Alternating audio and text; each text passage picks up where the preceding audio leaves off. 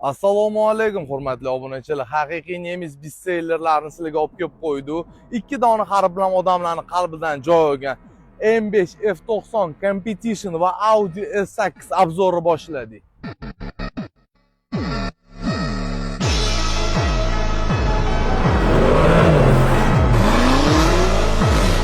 Uzoq qiynamaymiz, reska narxiga o'tamiz. 149 ming, 139 ming. Ikkalasi ham 23, yurgani 45 ming, 13 ming kilometr.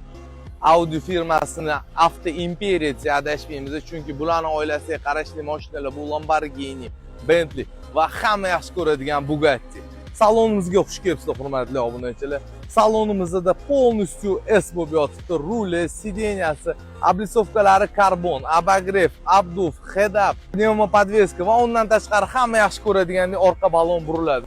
Da eslatib o'tamiz, bu mashinamizda 563 ta ot kuchi bo'ladi.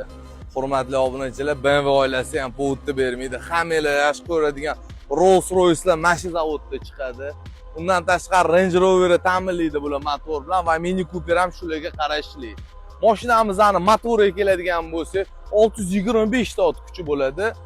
Salonni ham bitta ko'rib o'tamiz. Haqiqiy M sideniyalar, M rulli, M stavkalar, karbon, abagrev, abduf, massaj va undan tashqari akustikamiz Bauer & Wilkinson.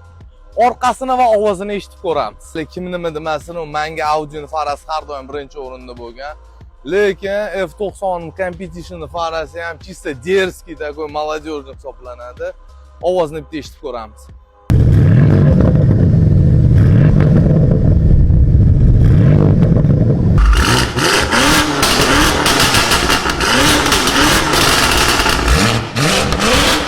Hurmatli obunachilarimiz, bu mashinamiz elegantli, stil, statusi beradi.